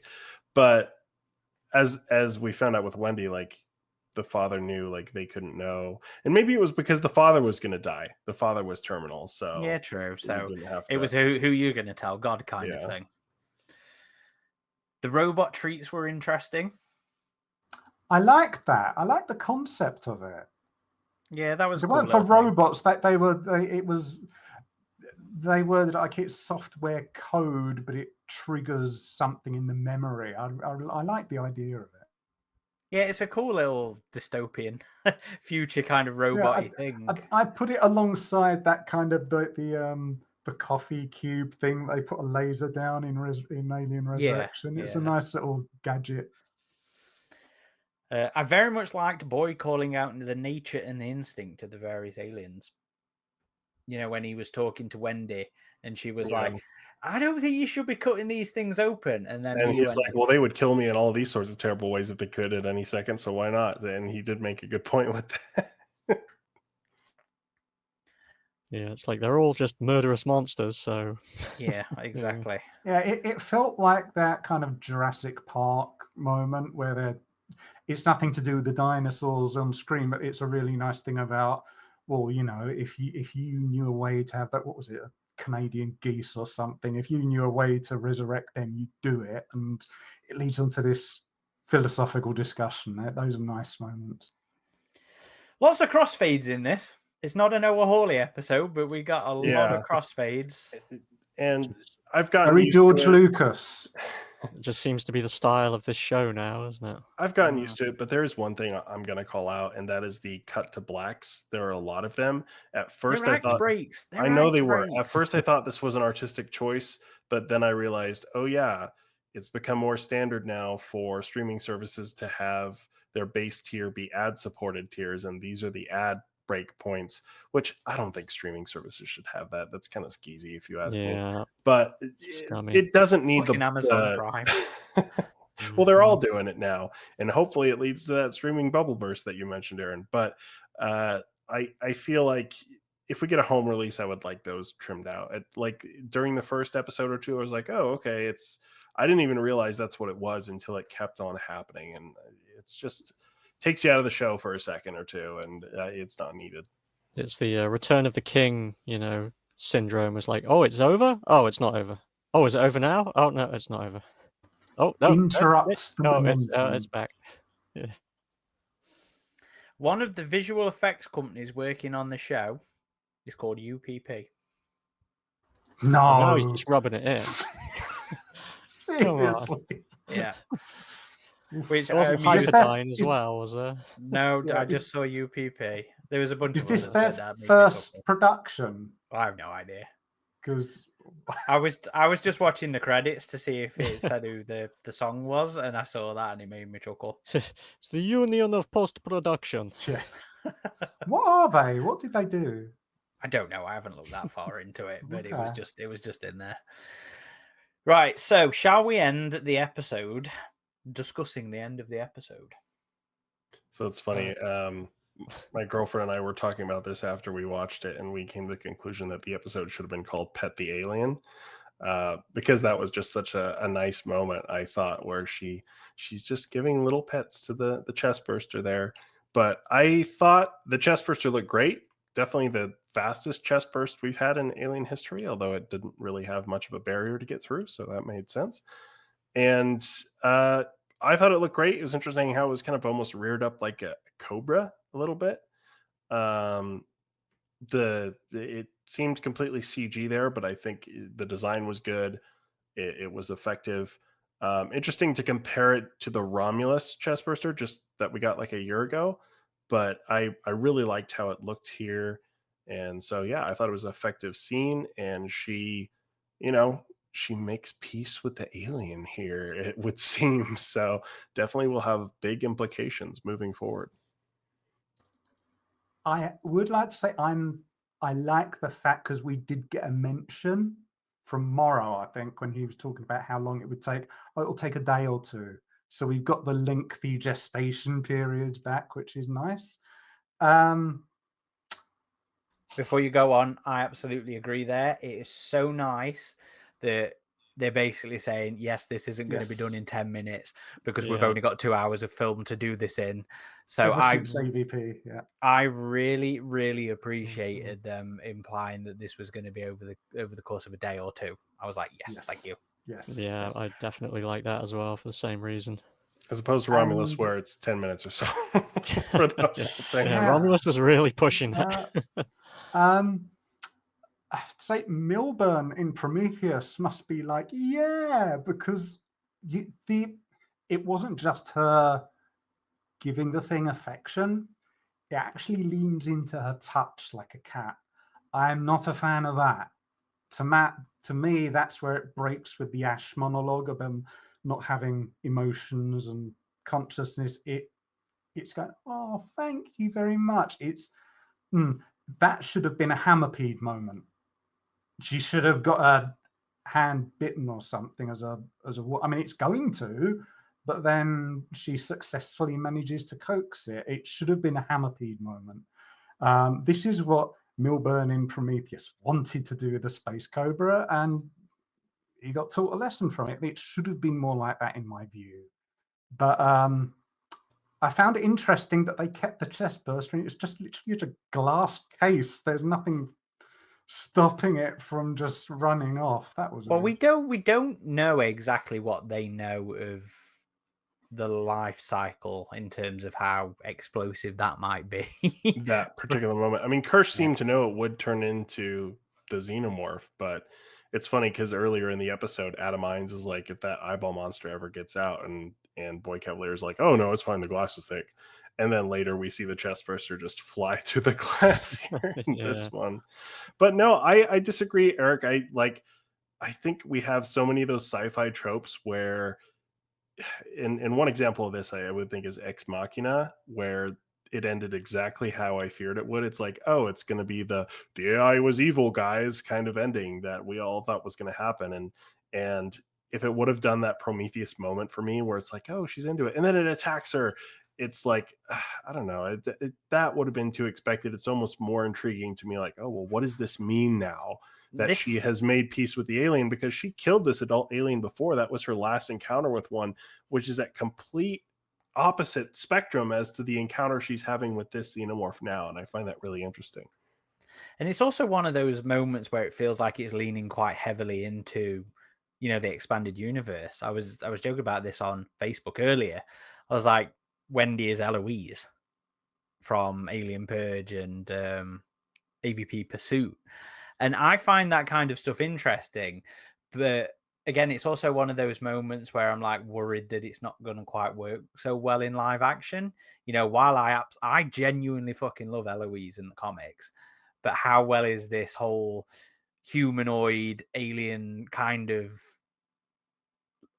character walking among the aliens and petting them going to quite translate to this live action medium? So I am incredibly intrigued and incredibly worried about where this is going.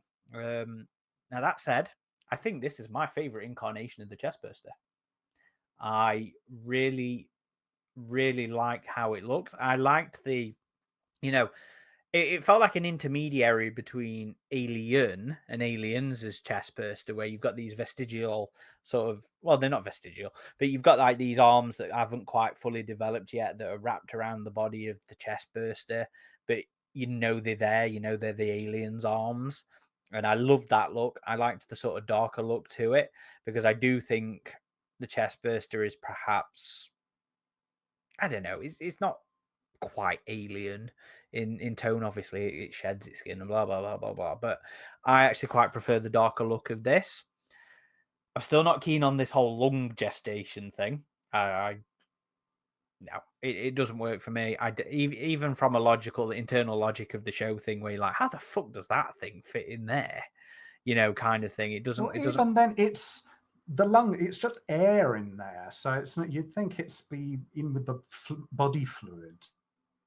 And if that's how it's, but then again, I suppose I was going to say, but if it's growing in the lung, then that's seriously impeding on the host. Well, I don't think it typically.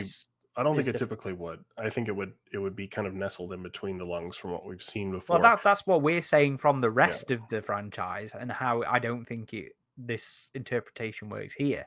For me, Well, I think it's a don't like special it. case where it works because the lung is hooked up to all these devices where it can keep going even if it's That's impeded. bullshit. Like, I That's mean, bullshit. it could just be wrapped up real tight in like an amniotic sac or something, and then it doesn't like expand to quite that size until near the final moments. No, I'm not buying it. I'm not I buying it think in the show. It doesn't work it for me. is an unnatural gestation because that's all it's given to work with. So it buries into the lung. Like if that happened realistically, the person would be kind of semi-drowning in their own body fluids because it's drilled in there. I think in this it kind of works because it's just being given flesh to work with. But it would I be think dissimilar to how it would happen naturally. I think the only way it'd work is if it's not just the facehugger feeding them oxygen, but the facehugger's actually oxygenating the blood of the host. I mean, think that can't, but the facehugger falls off as soon as its job's done, so it's not continuing to. No, at that point. But can you live with one lung? I think so. You see, as far as I know, you would be in more dire straits than Kane was, unless it's really inducing some sort of. I don't think he would be breathing correctly. Well, only one lung. Yeah, because he just felt, oh, I'm just hungry. He didn't feel any physical discomfort. Maybe some people out there who have medical knowledge can. You can live a pretty normal life with one lung. You'll still be able to do normal everyday tasks without a problem, according to my Google. Would you feel? You'd feel something's up. Yeah. Well, anyway, I don't like it. I straight up just do not like it. That interpretation in the show. Kailem, were you going to say something? Yeah, I was going to say, I agree that the chest burster looked really, really good. I thought the design looked great. A little disappointing that it didn't seem like there was any practical chest burster shots in there. I feel like at least some of that could have been done. It was all CG. Yeah, like some of that apparently there was some sort of physical stand-in. Oh, I'm sure. Yeah, probably just for lighting reference. But she wasn't acting against it, so I think it was a framing thing. I'm sure Sydney spoke about it, and she said she took home the stand-in that she had, so she's got that at home with her cats or something. It feels like that was sort of, it's a shame that they didn't do any kind of practical chest burster there, because they definitely could have for some of those shots. But no, design-wise, it looked great, and I did find it funny how, for someone that seems not to like the prequels, as Noah Hawley has kind of said, he's disregarding them. That the David Covenant little chest burster moment there is kind of impossible not to think of. Oh yeah, during absolutely. that scene. At least we had an actual chest burster here, though. Yeah. To be fair, the imp was in its little snake-like casing before it got all impish. Before it started dancing, throwing its arms in the air like it just didn't care. That was another one of those moments where I was like, I like your theme that you're going for here, but I'm not quite sure I like the execution in terms of Romulus, in terms of Covenant. Sorry, should I say? And I'm not sure about the pet angle. I'm really not sure about it. I'm curious. I'm very curious. Yeah. Bigfoot says. I was going to say, what did we think? It seemed to have more of a porpoise-like bubble head on it, or I don't know if that was just me, but it looked like there was more of a bubble head to it. I don't know what. Yeah, and that kind of reminded me of the Romulus design. I was kind of doing a double take for a second. I was like, wait, is that the Romulus design again? And then I was like, oh no, I'm noticing more differences now. And I'm kind of with you, Aaron. I think this is maybe my favorite iteration of the chest burster. I think it looked great. Bigfoot in the comments says, be interesting if it goes into a Romulus cocoon. I think we can all put safe money on that not happening. Yeah, I wouldn't expect it. Noah Hawley's going to be like, Romulus? What's that? I never saw that film. Yeah. I think I heard about it, but... Oh, yeah. Oh, they made a movie while I was... Oh, that was the guy that kept trying to get in touch with me about some movie he was making. Because of we know No, Hawley didn't pick up the phone, basically, or the email equivalent. Do we know if this was already in production at the same time as Romulus? So this had answer two that major roadblocks. This was supposed to be out before Romulus was even greenlit, really. I mean, if it wasn't for COVID, if it wasn't for the writer's strike later, this would have been out before Romulus. So this could have been made before Noah Hawley had any idea about anything in Romulus. So yeah. The first draft of this particular episode was completed on January 28th, 2022. I have it up now. Anyway, now it's down. Sarah says the petting of the chestburster tracks from the point of view of a child. No concept of danger, and it's a little baby, which is how she referred to. I wasn't sure if she was referring to the facehugger as the baby or the embryo as the baby, and I think she actually meant the embryo that was being, taken out of the I facehugger. thought that, but then she Yeah. said about being cut open. How would you like to be cut? Which, the only thing that got cut open was the face hugger. So I think it would be fair to say even she didn't know. She just heard. But it is interesting there, isn't it? Because yes, from her point of view, children like to touch things, but also, they're still immature, and things like snakes and spiders and anything creepy crawly is still scary to them until they have an understanding of them. So Actually, no, it's the other. A friend of mine who's in a bit of a rural area of Virginia, and she was saying her daughter, as she grew up, she has had to teach her, don't go near the big spiders, don't go near the snake, because the kid doesn't know anything. So her daughter actually thinks, oh yeah, that looks cute, I want to go up to it, and she's had to teach her, don't go up to it. So it's the other way around to what you would think would, survival instinct. I retract that comment then. So we'll see how it plays out.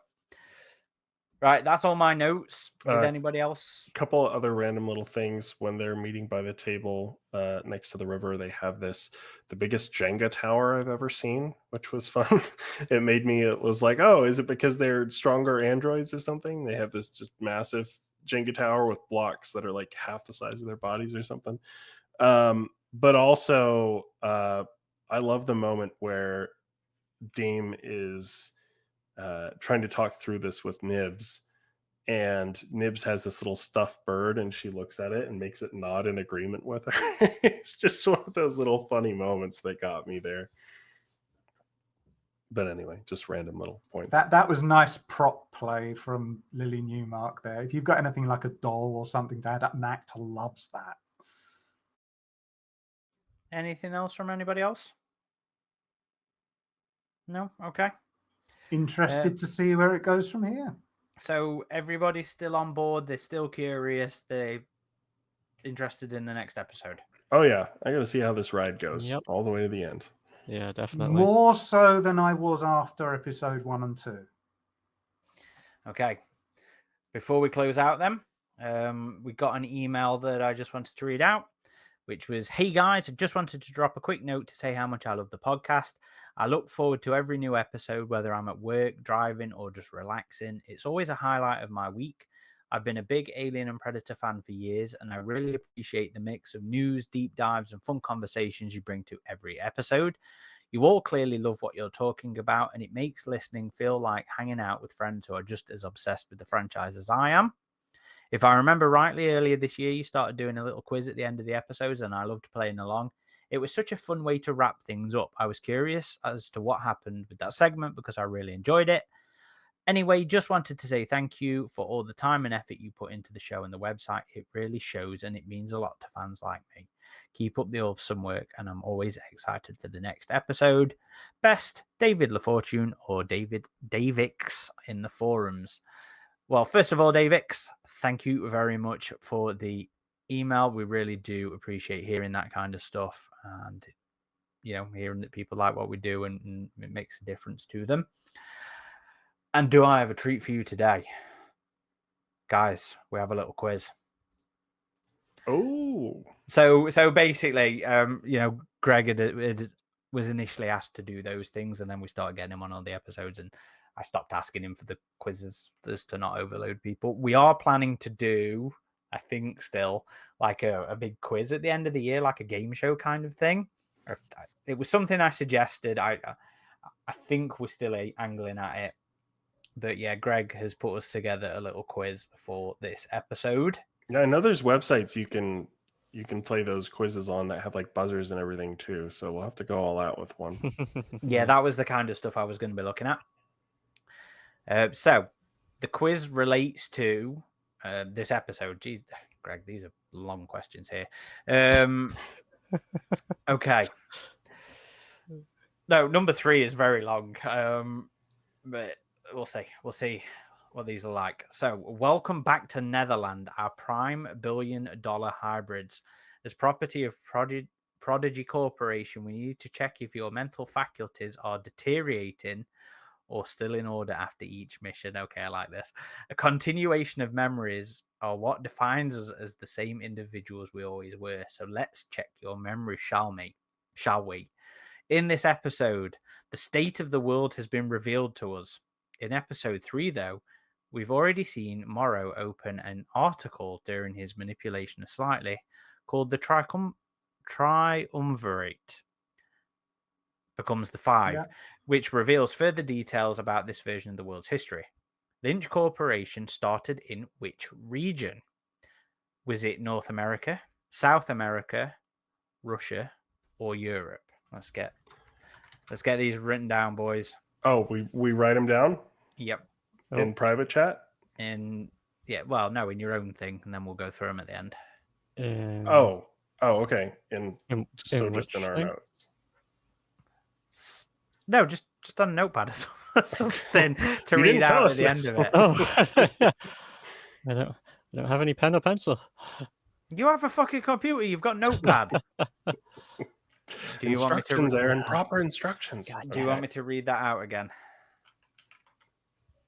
I mean, I got the question. Maybe read out the possible answers one more time. What was the company? Was it Lynch? Sorry. Lynch, yes. Okay. So it was on a newspaper or a web article on the show.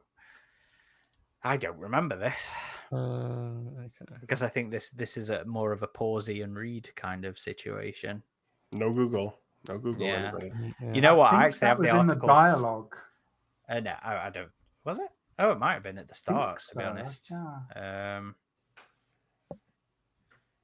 I'm gonna go with that. Okay. Has everybody got an answer? Yep.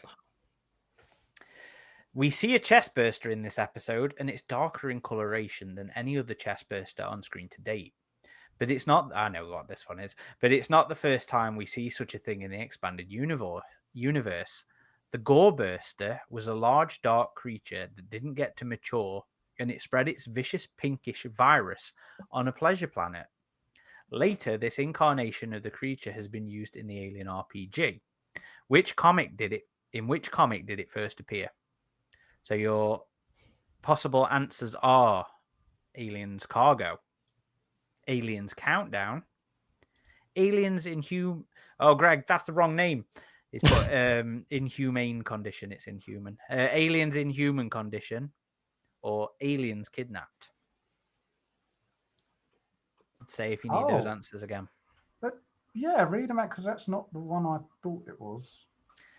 The Gore Burster was a large, dark creature that didn't get to mature. No. The comic names. Aliens Cargo, Aliens Countdown, Aliens in Human Condition, or Aliens Kidnapped.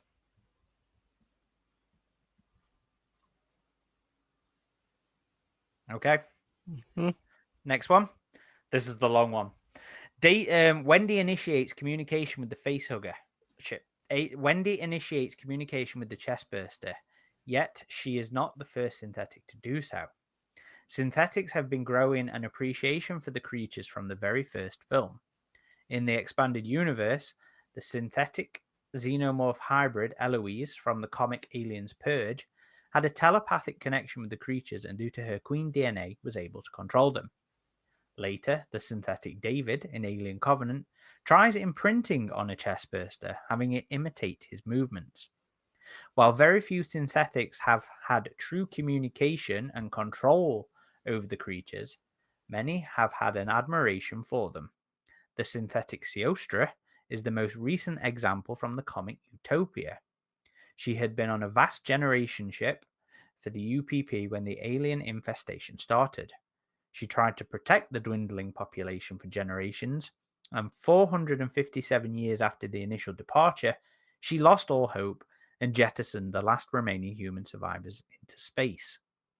She spent a lot of time trying to figure out how to destroy the creatures before finally changing her mind when, in the presence of the Queen, she decided to shepherd them going forwards on their new planet.